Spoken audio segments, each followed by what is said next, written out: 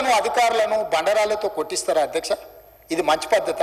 కొట్టినోళ్ళ మీద కేసు పెడితే దాని తప్పు అట్లా ఇది అంటారు. అంటే పోలీసులు ఏం చేస్తారు అధ్యక్ష? కలెక్టర్లను కొట్టొచ్చా? రాళ్లతో సంపమని వీళ్ళ ఆదేశాలు ఇవ్వచ్చా? వాళ్ళ మాజీ ఎమ్మెల్యే గారు సంపూర్ణ వస్తాయని చెప్పింది నిజం కాదా? వాళ్ళ మీద కేసు కడితే దాన్ని తప్పు అంటారు అధ్యక్ష. అంటే రేపు ఒకవేళ మీ మీద దాడులు జరిగితే కూడా కేసులు కట్టొద్దా?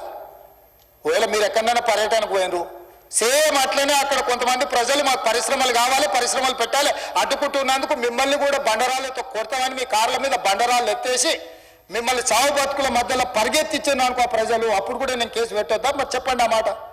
చెప్తే ఆటవిక రాజ్యానికి వదిలేద్దాం, ఎవరైనా దాడులు చేసుకోవచ్చు, ఎట్లయినా పోదాం. మీకు రక్షణ కావాలి, రక్షణ వలయం ఉండాలి, మిమ్మల్ని ప్రభుత్వాలు కాపాడాలి.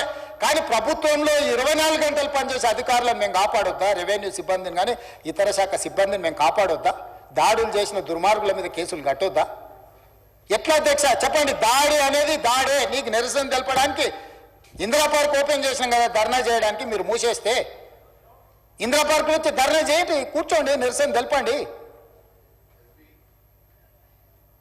ప్రతిదానికి ఒక పద్ధతి ఉంది అధ్యక్ష. భౌతిక దాడులను మనం ప్రోత్సహిద్దామా? ఇదేనా వీళ్ళు నేర్పిన సంస్కృతి? ఇదేనా వీళ్ళు తెలంగాణ రాష్ట్రంలో పెంపొందించదలుచుకున్నది?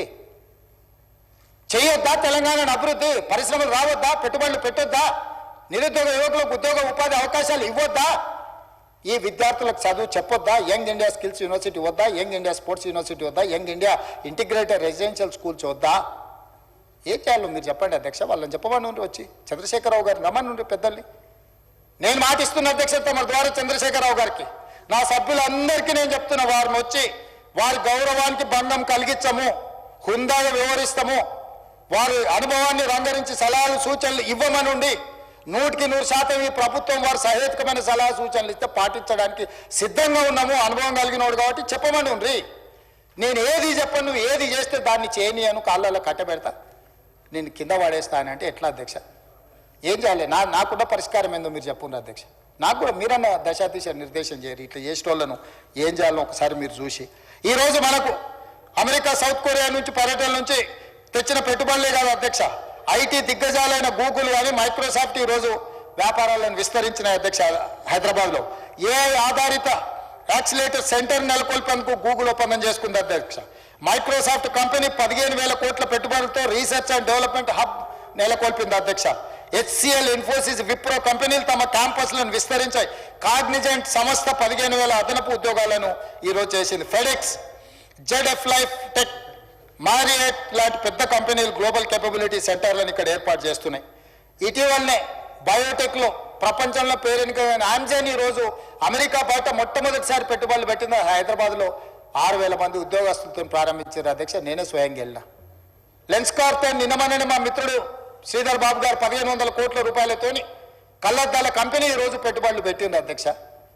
ఇన్ని అద్భుతాలను సాధిస్తుంటే ప్రపంచంలోనే ఫస్ట్ మ్యానుఫ్యాక్చరింగ్ యూనిట్ హైదరాబాద్లో తెస్తే అభినందించాల్సింది పోయి మమ్మల్ని తిట్టేది ఏంది అధ్యక్ష? నువ్వు అభినందించక పర్వాలేదు, మేము కట్టిన శిల్పారామం దగ్గర నువ్వు కావాలంటే సెల్ఫీ దిగు, సెల్ఫీ డబ్బా కొట్టుకో, మేమేం వద్దంటలేము. ఆ శిల్పారామం కూడా మేము కట్టింది, నువ్వు కట్టినావు. హైటెక్ సిటీ నేదురుమల్లి జనార్దన్ రెడ్డి గారు పునాది రాసి చంద్రబాబు నాయుడు గారు కట్టారు. అక్కడ కూడా ఫోటో దిగి పెట్టుకో, ఎవడొద్దు అంటుండే. నీకు కావాల్సింది గంతే కదా. రేపు కూడా ఇప్పుడు మా శ్రీధర్ బాబు గారు ప్రారంభించిన సంస్థలలో నువ్వు సెల్ఫీ దిగు, సెల్ఫీ డబ్బా కొట్టుకో, మేమేం వద్దనలేదే. కానీ అడ్డుకోవడం ఎక్కడి సాంప్రదాయము, ఎక్కడి విధానం ఇది? ఎక్కడ నేర్చుకున్నారు ఈ విధానము? ఈ విధానం తెలంగాణకు మంచిదా అని నేను అడుగుతున్నా అధ్యక్ష. నాకు అర్థం కావట్లేదు అధ్యక్ష. 15 నెలల్లో వాళ్ళ విచిత్రమైన పోకడలు, వికృతమైన చేష్టలు. ఇట్లా ఆయన పెద్ద మనిషి అని చెప్పాలి కదా. ఈ పిల్లల కట్టి తెలియదు, తాడిపొంగడం లేని వాళ్ళు అనుకుందాం కాసేపటికి. పెద్ద మనిషి అని చెప్పాలి కదా, ఇది పద్ధతి కాదు, ఇది తప్పు అని. మన ఇళ్ళలో మన పెద్దలు మనకు చెప్పారా అధ్యక్ష? ఈ వయసులో కూడా నాకు అప్పుడప్పుడు జానారెడ్డి గారి దగ్గరకు వాళ్ళ దగ్గరకు పోతుంటాను. ఎందుకు? మనకంటే అనుభవం ఉన్నో లేదని చెప్తే నేర్చుకుందామనే కదా.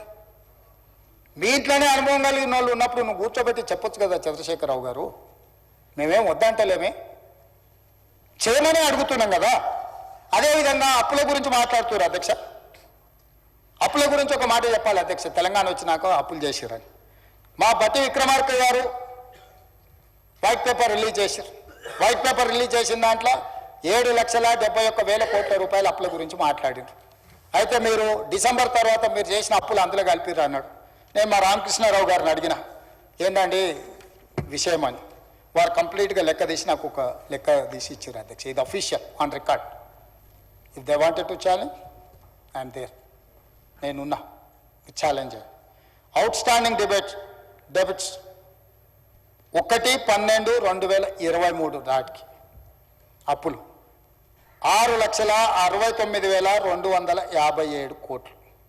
అదేవిధంగా పెండింగ్ బిల్స్ అంటే ఎంప్లాయీస్వి, క్యాపిటల్ వర్క్స్ అంటే ఇన్ఫ్రాస్ట్రక్చర్ చేసిన వర్కులవి, స్కీమ్స్వి 40,154 కోట్లు.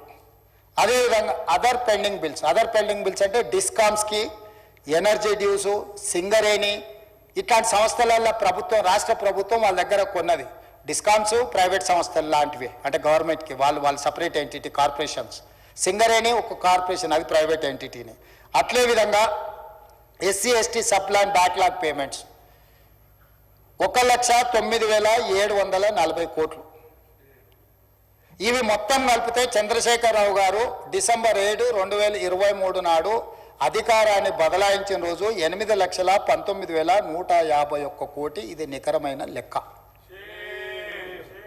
ఇది నేను ఆస్తులు క్రియేట్ చేసినాయని అంటుంటాడు. ఆస్తులతో పాటు ఆ కాంట్రాక్టర్లకు ఇవ్వాల్సిన పేమెంట్లు, కరెంటు బిల్లులు, మిగతా పెండింగ్ పెట్టినవి కూడా అప్పే కదా. బ్యాంకులలో షూరిటీతో తెచ్చిన అప్పు కాదు, ప్రభుత్వం కట్టాల్సిన పెండింగ్ పెట్టి పారిపోయిన అప్పు అధ్యక్ష. ఇది ఇందులో కాంట్రాక్టర్ల బిల్లులునే ఉద్యోగులకు రిటైర్ అయిన వాళ్ళకు వస్తలేవు అంటున్నారు. వాళ్ళు పెట్టిపోయింది అధ్యక్ష. 8,000 కోట్లు వాళ్ళే ఉన్నాయి. రిటైర్డ్ ఉద్యోగస్తులకు ఉన్న పెన్షన్సో లేకపోతే ఇతర 8,000 కోట్లు వాళ్ళు ఇచ్చిపోయిన మోతనే కదా అధ్యక్ష. సో 8,19,151 కోటి ఈరోజు చంద్రశేఖరరావు గారు నాకు ఇచ్చిపోయినారు అధ్యక్ష. ఇంతకుముందు ఆయన 1,00,000 ఎన్నో కోట్లు అన్నాడు. ఎంత అప్పు తెచ్చినా కూడా నేను చెప్తాను. 1,60,000 అన్నాడా? 1,50,000 1,52,000 కోట్లు అన్నాడు కదా అధ్యక్ష. అది తప్పు. ఎంత తెచ్చినామంటే మేము తెచ్చిన అప్పు 1 డిసెంబర్ 2023 నుంచి 28/2/2025 మీడియా మిత్రులు కూడా సావధానంగా వినాలి. 1/12/2023 నుంచి 28/2/2025 మన ఫిబ్రవరి 28 తారీఖు వరకు లెక్క ఇది నేను చెప్పేది.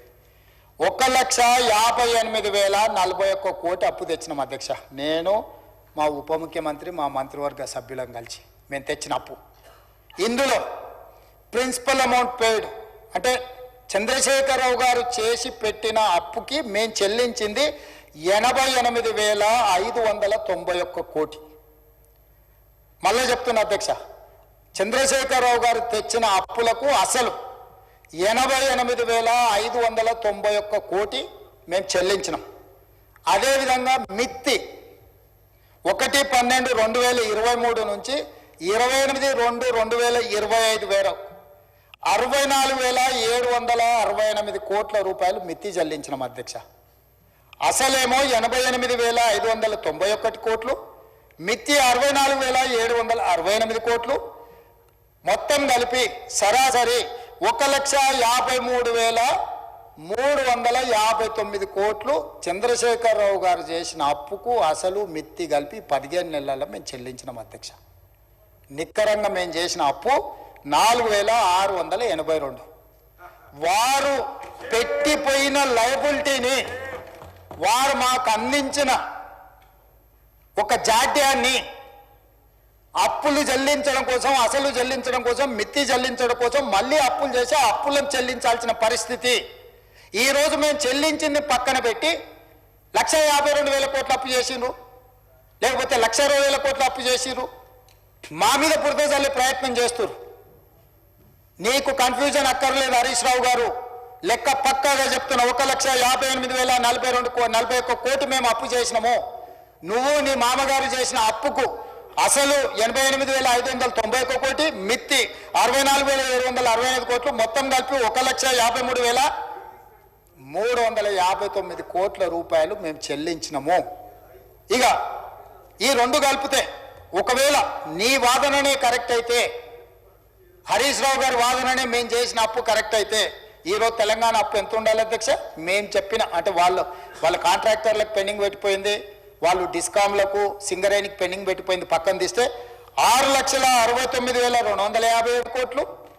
ప్లస్ మేము చేసిన అప్పు 1,58,041 కోటి కలిపితే తెలంగాణ అప్పు ఎంత ఉండాలి ఈరోజు అంటే 8,27,298 కోట్లు ఉండాలి అధ్యక్ష. కానీ మరి ఈరోజు తెలంగాణ అప్పు ఎంత ఉంది అధ్యక్ష? 7,38,707 కోట్లు ఉంది అధ్యక్ష. ఆయన చేసిన కాంట్రాక్టర్ల బిల్లులు లేకపోతే డిస్కామ్లు సింగరేణికి 1,50,000 కోట్లు యాడ్ చేస్తలేము అధ్యక్ష. అప్పులో చేస్తలేము, ఇప్పుడున్న దాంట్లో చేస్తలేము. స్పష్టంగా ఈరోజు మేము చేసిన ప్రతి రూపాయి అప్పు, చంద్రశేఖరరావు గారు చేసిన అప్పుకు తప్పులకు, ఆయన పరిపాలనలో తప్పులు చేసిండు, దీంట్లో అప్పులు చేసిండు. ఈ అప్పులను తప్పులను సర్దిద్దడానికి 15 నెలలు కాలగర్భంలో కలిసిపోయింది. మేము తెచ్చిన అప్పు మొత్తం ఆయన చేసిన అప్పులకు మిత్తిలకు కట్టడానికి మేము చేసినాం అధ్యక్ష. మేము ఎక్కడ దీన్ని అటుగా ఇటుగా వాడలే. వారు కూర్చుంటే మొత్తం వివరాలు డీటెయిల్గా ఒకరోజు అప్పుల మీదనే చర్చ చేద్దాం అధ్యక్ష.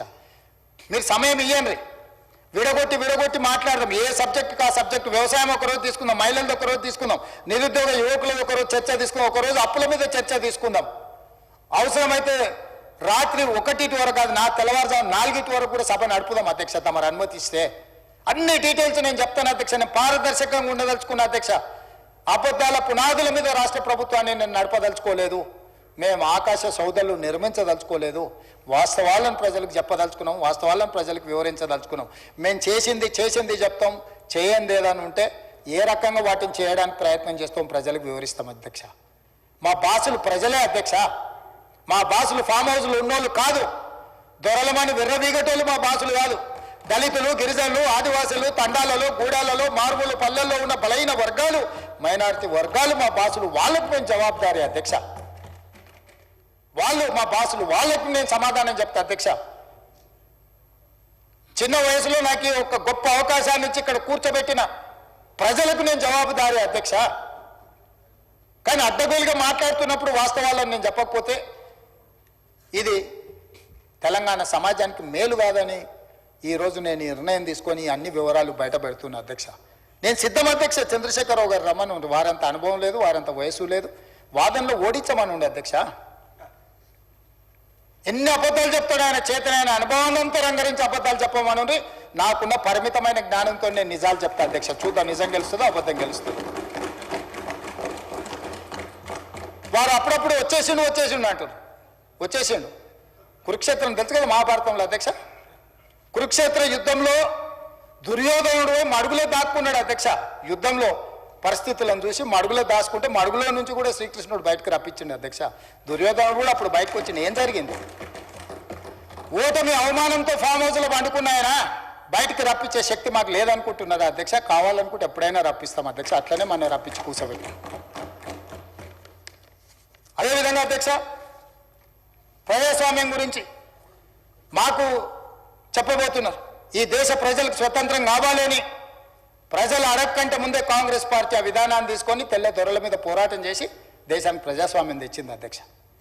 తెలంగాణ ప్రజలు తెలంగాణ రాష్ట్రం కోరుకుంటున్నారని సర్వం కోల్పోయి తెలంగాణ రాష్ట్రాన్ని ఇచ్చింది కాంగ్రెస్ పార్టీ అధ్యక్ష.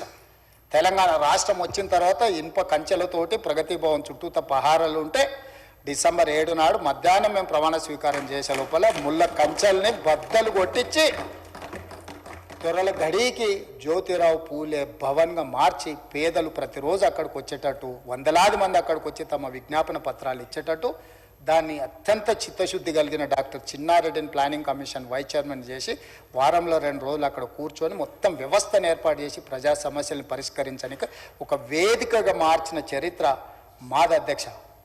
అదేవిధంగా అధ్యక్ష, ఈరోజు ఉత్తమ్ కుమార్ రెడ్డి గారు కూడా చెప్పినారు, కులగణన మీద మంత్రివర్గ ఉపసంఘాన్ని వేసింది మేము అధ్యక్ష. మా ప్రభుత్వం 1931లో చేసిన కులగణన మళ్ళీ ఎప్పుడు జరగలే. మండల్ కమిషన్ 52% బీసీలను గుర్తించి 27% రిజర్వేషన్లను రికమెండ్ చేస్తే ఆ 27% రిజర్వేషన్లు బలైన వర్గాలకు మొదటిసారి వచ్చింది. మండల్ కమిషన్ కూడా నిర్ధారించింది 52% బీసీల లెక్క.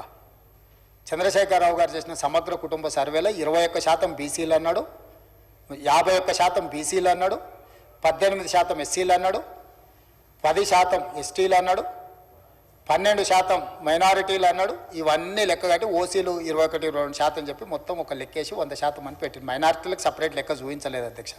51% బీసీలను చూపించిండు, 18% ఎస్సీలను చూపించిండు, 79%, 21% ఓసీలను చూపించిండు, 90%, 10% ఎస్టీలను చూపించిండు, 100%. ఆయన ఇచ్చిన లెక్క ఇది అధ్యక్ష. ఈరోజు మేము మంత్రివర్గ ఉపసంఘాన్ని వేసి చర్చించి ఆ తర్వాత కమిషన్ని అధికారులను అందరిని నియమించి ప్లానింగ్ డిపార్ట్మెంట్ ద్వారా 1,03,000 మంది 94,000 మంది ఎన్యూమరేటర్సు, 10,000 మంది సూపర్వైజర్లు, అదేవిధంగా కలెక్టర్ల నుంచి చీఫ్ సెక్రటరీ వరకు, ఎన్యూమరేటర్ నుంచి చీఫ్ సెక్రటరీ వరకు, ముఖ్యమంత్రి నుంచి మంత్రివర్గ సహచరులందరూ మంత్రివర్గ ఉపసంఘాన్ని ఏర్పాటు చేసి ఒక వ్యవస్థను చేసి 50 రోజులు నిరంతరం చేసి 3,54,774 మందిని ఈ భాగస్వాములను చేసిన 96.9% పాల్గొన్నారు. 3.1% పాల్గొనాలి. వాళ్ళకు కూడా రెండో అవకాశం ఇచ్చినాం. మేము పాతది తప్పన్నారు అన్నందుకు ఏలే అధ్యక్ష. 3.1% సర్వేలో పాల్గొనలేదు కాబట్టి రెండో అవకాశం కూడా ఇచ్చినాం. అప్పుడేమో ఎన్యూమరేటర్లు ఇంటింటికి వెళ్ళి ఇంటికి స్టిక్కర్ వేసి 150 ఇండ్లకు ఒక్కొక్క ఎన్యూమరేటరు 50 రోజుల్లో 1-4 సార్లు పోయినా రోజుకు 8 నుంచి 10 ఇండ్ల కంటే ఎక్కువ చేయొద్దని ఒక పద్ధతి ప్రకారం చేసినాం. అయినా కూడా కొంతమంది వివిధ కారణాల చేత రాకపోతే రెండో అవకాశం ఇచ్చినాం. రెండో అవకాశంలో సాంకేతిక నైపుణ్యాన్ని కూడా క్రోడీకరించినాం. టోల్ ఫ్రీ నెంబర్ ఇచ్చినాం, ఆన్లైన్ ఎన్రోల్మెంట్ చేసినాం, ఇండ్ల కాడికి ప్రభుత్వ కార్యాలయంలో కౌంటర్ పెట్టినాం. టోల్ ఫ్రీ నెంబర్ చేస్తే మీ ఇంటికి అధికారిని పంపిస్తామని చెప్పి అన్ని రకాలుగా చేసినాం. దాని మీద మీరు పబ్లిక్ చేయలేదు డాక్యుమెంట్ అంటాడు. పిచ్చి పట్టిందా అధ్యక్ష? బీఎస్సీకి వచ్చిండు కదా అధ్యక్ష. మీ అధ్యక్షతనే బీఎస్సీలో 17 తారీఖు నాడు కులగణన మీద చర్చ పెట్టాలి, సభలో నిర్ణయం తీసుకోలేదా మంత్రి గారు శ్రీధర్ బాబు గారు? 18 తారీఖు నాడు ఏబిసిడి వర్గీకరణ మీద చేయాలని నిర్ణయం తీసుకోలేదు, ఆల్రెడీ షెడ్యూల్ అయింది కదా. గతంలో సభలో చర్చించిన, సభలో వివరాలు పెట్టినాం. మళ్ళీ ఎంఐఎం నాయకుడు అక్బరుద్దీన్ ఓవైసీ గారు వాటి వివరాలను కూడా సభలో పెట్టండి అంటే ఎస్ డెఫినెట్గా ప్లే చేస్తామన్నాం. 17 తారీఖు నాడు కులగణన మీద, 18 తారీఖు నాడు మాదిగ ఉపకులాల వర్గీకరణ మీద సభలో చర్చ చేయాలని ఆల్రెడీ షెడ్యూల్ అయింది కదా అధ్యక్ష. తమరే రిలీజ్ చేసిరు కదా. మళ్ళీ పెట్టలేదని మాట్లాడతాడు ఏంది అధ్యక్ష? నోరు తెరిస్తే అబద్ధాలేనా? కుటుంబం అంతా అబద్ధాలు చెప్పే బతుకుతారా అధ్యక్ష? పొద్దున్నే అన్నం తింటారా, అబద్ధాలు తింటారా అధ్యక్ష వీళ్ళు?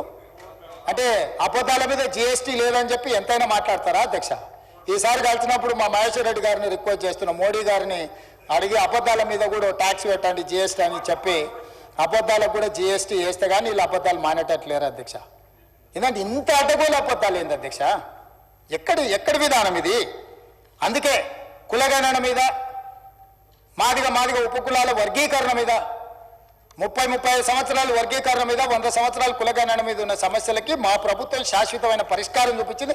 అదే విషయాన్ని గవర్నర్ గారు తన ప్రసంగంలో పొందుపరిచిండు అధ్యక్ష. ఆ విషయాలను ప్రస్తావించిండు. ఇదొక గొప్ప విజయము, ఇదొక సామాజిక పరివర్తన. ఇంత గొప్ప సామాజిక పరివర్తనను నిర్వహించే అవకాశం దేవుడు మాకు, మీకు, మనందరికి ఇచ్చినందుకు దేవుడికి కృతజ్ఞతతో మనం ఉండాలి. తెలంగాణ ప్రజలకు మనం కృతజ్ఞతతో ఉండాలి. చిల్లర మల్లర రాజకీయాలు చెయ్యొద్దు.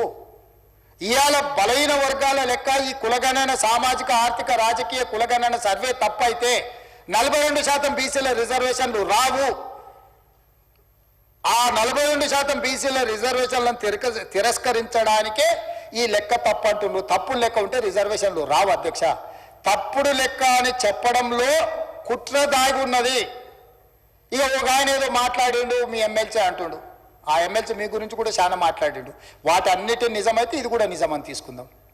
సేమ్ ఎమ్మెల్సీ మీ గురించి, మీ కుటుంబం గురించి, మీ వ్యవహారాల గురించి సంవత్సరాల నుంచి మాట్లాడుతున్నాడు. అవన్నీ ఒకసారి లైన్అప్ చేసి ఇక్కడ పెట్టి అవన్నిటిని మీరు ఏకగ్రీవంగా ఆమోదించి ఇప్పుడు ఆయన మాట్లాడింది కూడా ఆమోదిద్దాం.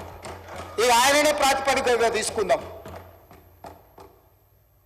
పరిమితమైన సమాచారంతో, పరిమితమైన అవగాహనతో ఎవరైనా మాట్లాడినా బాధ్యత కలిగిన ప్రతిపక్ష నాయకుడుగా చంద్రశేఖరరావు గారు తప్పు ప్రభుత్వం చిత్తశుద్ధితో చేసింది.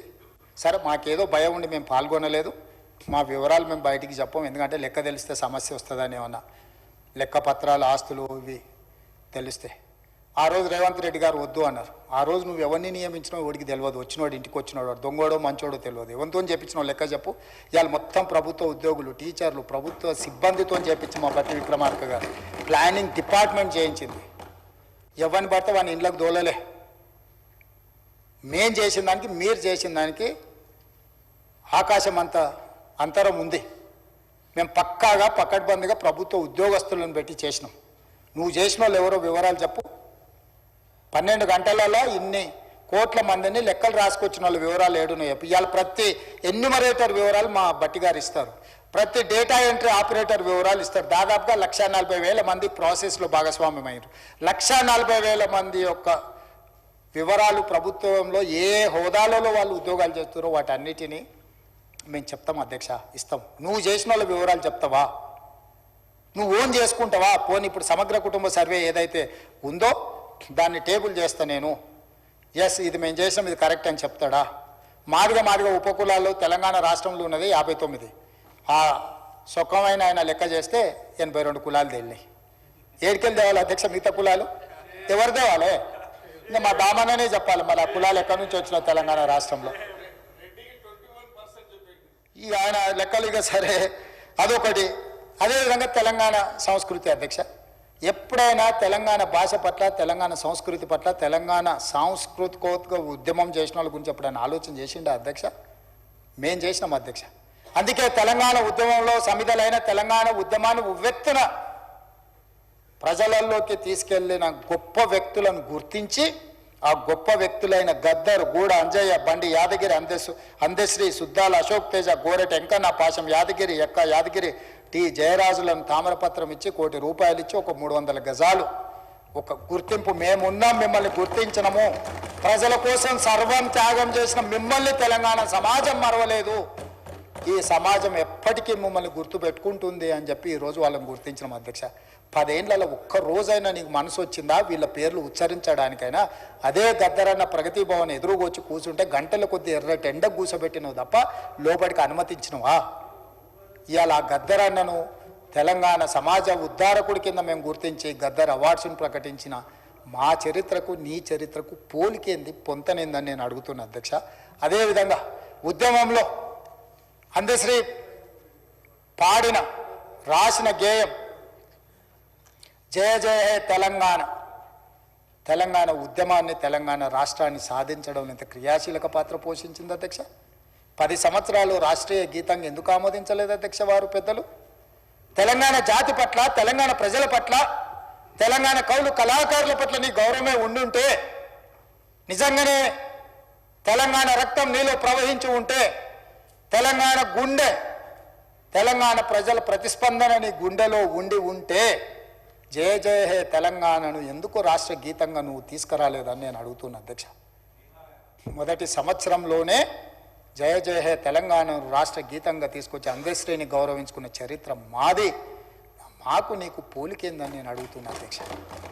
అదే కాదు అధ్యక్ష, తెలంగాణ తల్లి ఆనాడు తెలుగు తల్లి ఉన్నప్పుడు ఆనాడు మాట్లాడింది చంద్రశేఖరరావు గారు, ఎవరికి రాయి తల్లి తెలుగు తల్లి అన్నాడైనా మాకు అన్నం పెట్టిందా, మా ఆకలి చూసిందా, మా కడుపు చూసిందా అని. ఆ రోజు గొప్పగా అనిపించింది. చంద్రశేఖరరావు గారు తెలంగాణ కోసం సర్వం త్యాగం చేసినట్టే ఉన్నాడు, ఇక చూస్తుంటే మొత్తం బయలుదేరిండు అని. తెలుగు తల్లిని తెలంగాణ తల్లి రమా తల్లి, తెలుగు తల్లి కాదు అని మాట్లాడినప్పుడు చాలామంది తెలంగాణ ఉద్యమకారులు బాగానే ఉందనుకున్నారు. కానీ 10 సంవత్సరాల తెలంగాణ తల్లిని తెలంగాణ జాతికి ఎందుకు అంకితం చేయలేదు?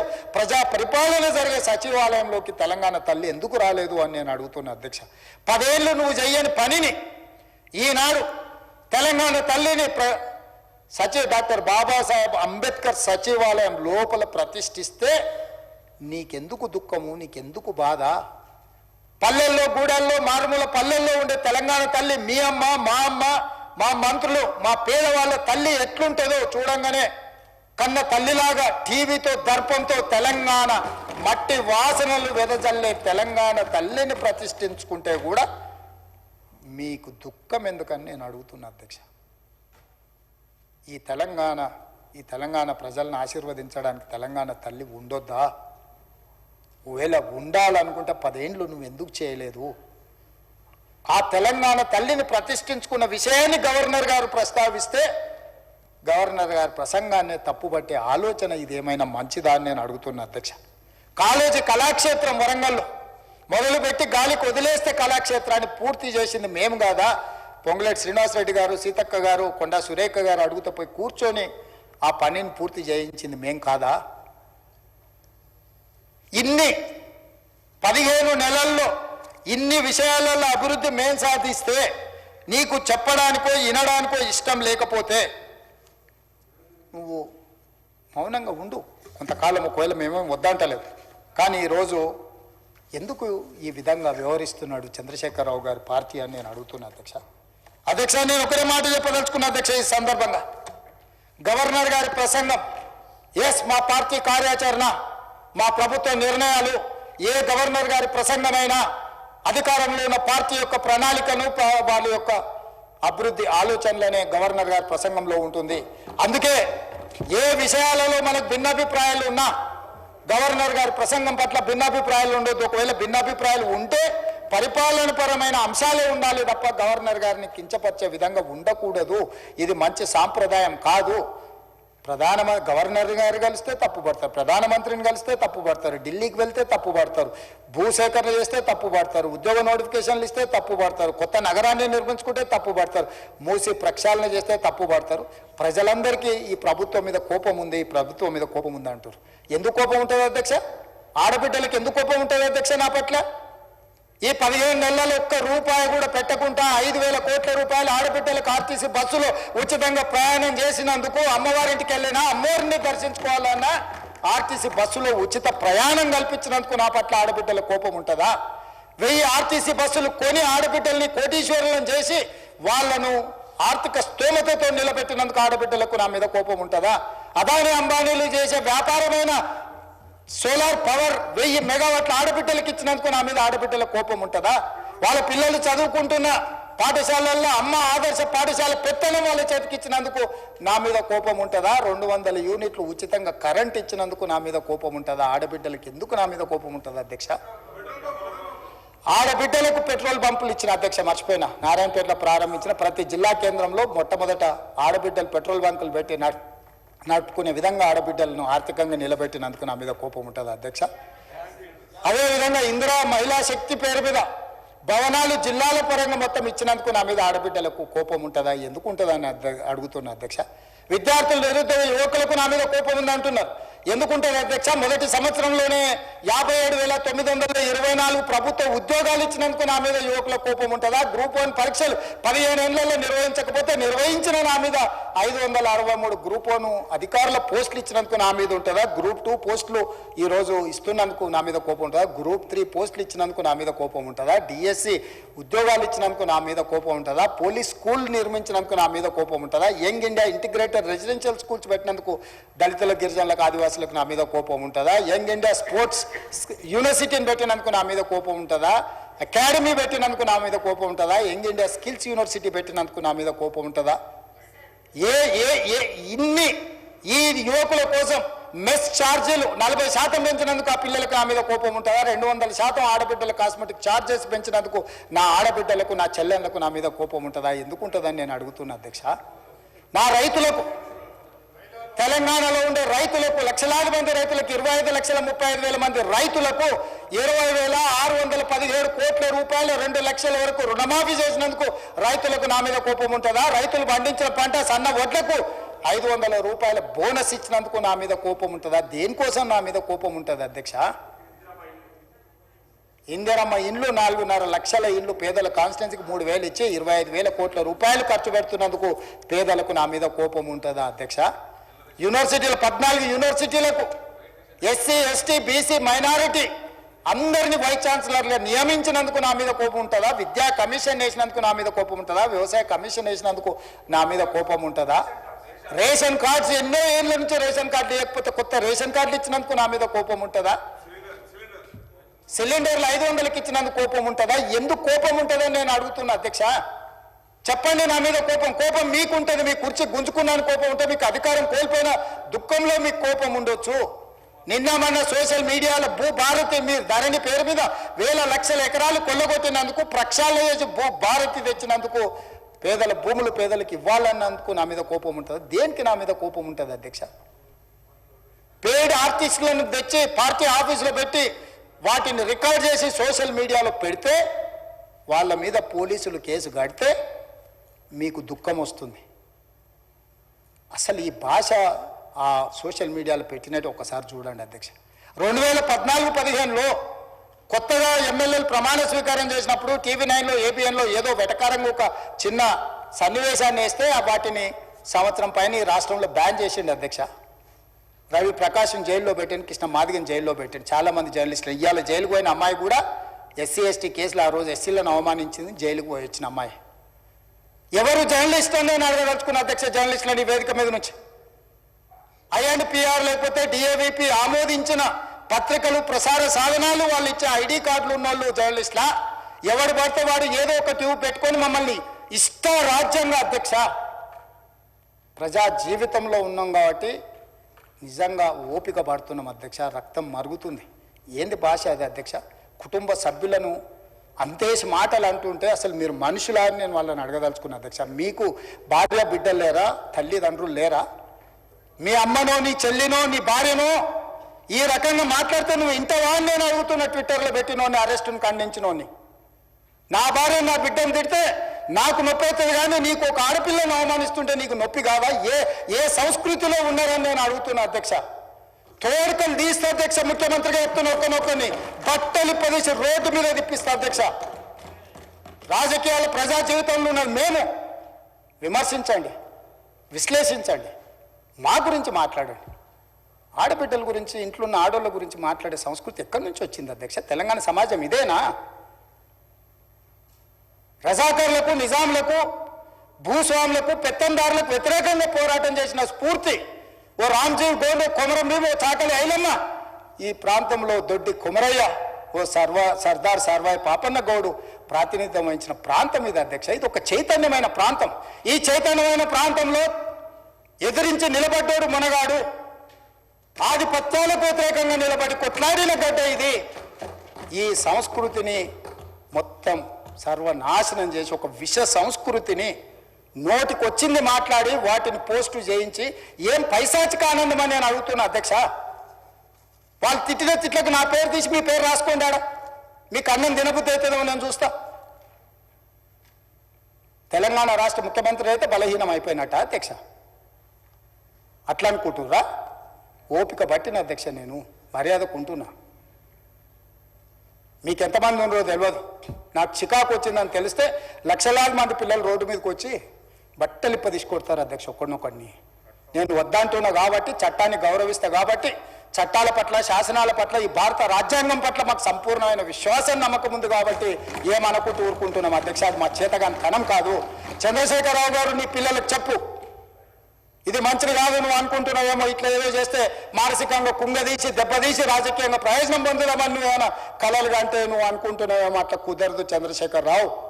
నేను చెప్పదలుచుకున్నా, హద్దు దాటితే, మాట జారితే దాని ఫలితం ఎట్లుంటుందో అనుభవిస్తారని నేను చెప్పదలుచుకున్నా అధ్యక్ష. పదవి ఎంతకాలం ఉంటుందని కాదు, ఎట్లా ఉన్నామనే దాన్ని నేను లెక్కగడతా అధ్యక్ష. ఆత్మగౌరవం చంపుకొని పదవి కోసం లాలూచిపడి దిగజారే రాజకీయాలు నేను చేయను అధ్యక్ష. ఉన్నంత కాలమే ఉంటా, నిటారుగుంటా, నికార్సుగుంటా. ఏది పడితే అది మాట్లాడితే ఇక నుంచి ఊరుకొని నేను చెప్పదలుచుకున్నా. మీరు అనుకుంటున్నాం ఏది పడితే అది మాట్లాడితే చెల్లిపోద్ది, లేకపోతే కోర్టుకు పోతే బెయిల్ వస్తుంది, లేకపోతే ఈడిపోతే అది వస్తుంది, ఆడిపోతే ఇది వస్తుంది, మానసికంగా మమ్మల్ని దెబ్బతీసి ప్రయోజనం పొందాలని. అవసరమైతే చట్టాన్ని సవరించే పని అని చేస్తాం. ఏం భాష అధ్యక్ష? ఒకసారి మీరు చూడండి అధ్యక్ష. ఆడపిల్లలు ఆ రకమైన భాషను వాడి ఆడపిల్లలే వాళ్ళ ప్లాట్ఫామ్లలో పోస్టింగ్ చేస్తే ఇది మంచిదా అధ్యక్ష? ఏం సాంప్రదాయం? తెలంగాణలో ఇట్లాంటి సాంప్రదాయం ఎప్పుడైనా ఉందా అధ్యక్ష? తెలంగాణ ఉద్యమ సందర్భంలో కూడా అంత పెద్ద ఎత్తున భావోద్వేగాలు ఉన్నప్పుడు కూడా ఇలాంటి భాషా ప్రయోగం జరగలేదు అధ్యక్ష. ఇదెక్కడి వింత పోకడలు, పైశాచిక ఆనందం అధ్యక్ష? వీటిని క్షమించే సమస్యనే లేదు అధ్యక్ష. నేను స్పష్టంగా చెప్పదలుచుకున్నా. చంద్రశేఖరరావు గారు వినండి, మీ పిల్లలకు బుద్ధి చెప్పండి. ఇలాంటి సాంప్రదాయం, సంస్కృతి భవిష్యత్ తరాలకు ఇవ్వదలుచుకోలేదు. దీన్ని ఇక్కడనే పాతరేయదలుచుకున్నా. ఉప్పు పాతరేస్తే ఇట్లాంటి సంస్కృతిని మీరు ప్రోత్సహిస్తే ఎవరిని వదలను. ప్రజాస్వామ్యయుతంగా ప్రతిపక్షంగా మీరు మాట్లాడండి, చెప్పండి, విమర్శించండి. దాన్ని సరిదిద్దుకోవడానికి మా ప్రభుత్వం సిద్ధంగా ఉంది.